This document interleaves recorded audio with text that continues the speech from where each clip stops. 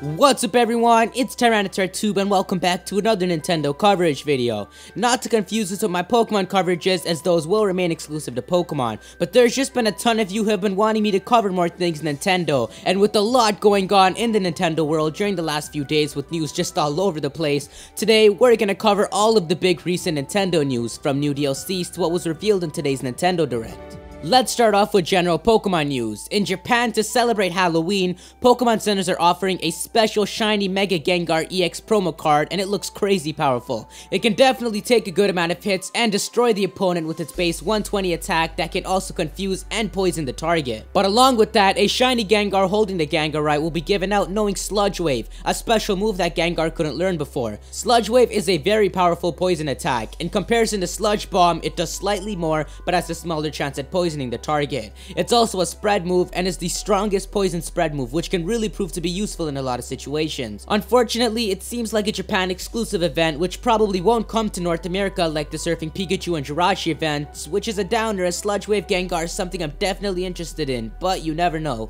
As some of you may already know, Omega Ruby and Alpha Sapphire is set to release on November 28, a week later for Europe, but as a bonus for getting the game a full week late, you can get one of two special steelbooks themed with Primal Kyogre and Primal Groudon, which are huge collectibles, and pre-ordering the game from certain stores will give you different bonuses like 3D figurines of either Primal Legend or a 2D keyring of Torchic. In Mario Kart news, Nintendo has announced two huge DLCs that'll add a lot more content into the game. The first DLC will add Link, Tanuki Mario, Cat Peach, along with 4 new vehicles and 2 full new cups, and will be released in November 2014. And the second DLC will include an Animal Crossing villager, Isabelle and Dry Bowser, also along with 4 new vehicles and 2 new cups, set to release in May 2015, both for $7.99. You can pre-order both of them right now for a discounted price, and it'll notify your game on each release. But with DLCs this big coming to Mario Kart 8, imagine what DLCs we'll get in upcoming 3DS games like Pokemon Omega Ruby and Alpha Sapphire and the new Smash Bros games. While on the topic of Smash Bros, a new character has been officially revealed on today's Nintendo Direct, Shulk from Xenoblade Chronicles. Now I know this may not seem like big news to those of you who kept up with the Smash Bros leaks a few days ago, but the fact that Shulk was included in the leaks and that Nintendo has been very serious when it came to these leaks almost confirms that the leaks are legitimate. I'm just saying, people have gone as far as faking video footage before, so you never know when it comes to these leaks. But Shulk was a character a ton of people wanted in the new Smash Bros game, and I'm actually glad he'll make a return. His final smash was also shown, where he calls in his other party members from Xenoblade and just wrecks with them, which I find just epic. And finally, let's move on to the big news revealed in today's Nintendo Direct, the revealing of Nintendo's 2 new handheld consoles, the new Nintendo 3DS and the new Nintendo 3DS XL. And the new is a part of the name I should add, so it's the new Nintendo 3DS systems. Now these new 3DS systems aren't just for upgraded looks like the transition between the DS and the DS Lite, and there are a ton of additions in them. Design wise, there is a new small circle pad above the Super Nintendo styled XYBA buttons, as well as 2 new buttons on the back labeled ZR and ZL. This new 3DS essentially adds the Circle Pad Pro into the design, which I'm definitely for. With the second C-Stick, games will have much more freedom, as there's only so much a game can do with only one. Compared to the original 3DSs, they have a slightly larger screen. Along with the new support for micro SD cards, the game cart and stylus slots are moved to the front along with the power button, which while looks easy to accidentally push while playing, isn't actually. It also has a stronger CPU and more RAM to provide faster downloads, processing, and smoother movement and gameplay, which is something that 3DS definitely needed, as I think all of us have seen 3DS games lag a few times, especially in 3D. And speaking of 3D, there is a crazy new feature in the new 3DS that will reduce a lot of the blur you get from playing in 3D while not holding the 3DS perfectly straight in front of you.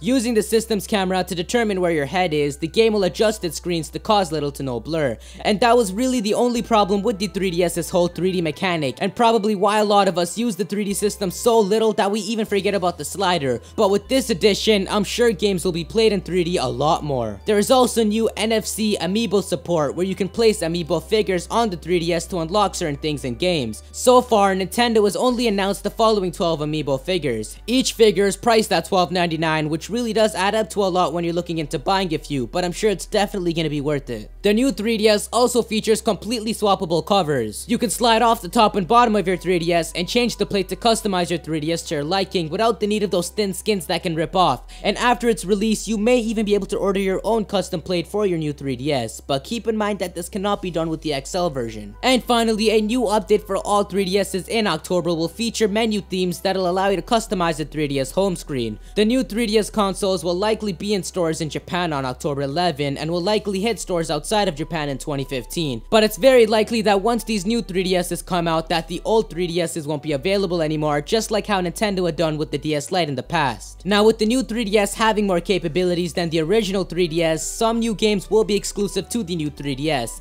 and as time goes by, the majority of games will be made for the new 3DS, which I can't argue with, as they obviously have to move on in order to provide new and better games, but I do think that they should have games still compatible with the original 3DS, just enhanced with the new ones, just like DS games like Pokemon Black and White being playable on the original 3DS, but enhanced when playing on the DSi. But anyways guys, that's it for this Nintendo coverage video. If you guys haven't done so, check out the official Omega Ruby and Alpha Sapphire shirts. They'll be available for about 2 more weeks, and you can click on each shirt to go to its page. Feel free to leave a like if you enjoyed the video, and let me know your thoughts on this news, especially the new 3DS consoles. If you want to stay updated on Nintendo news, then be sure to hit that subscribe button to be notified each time I upload a video.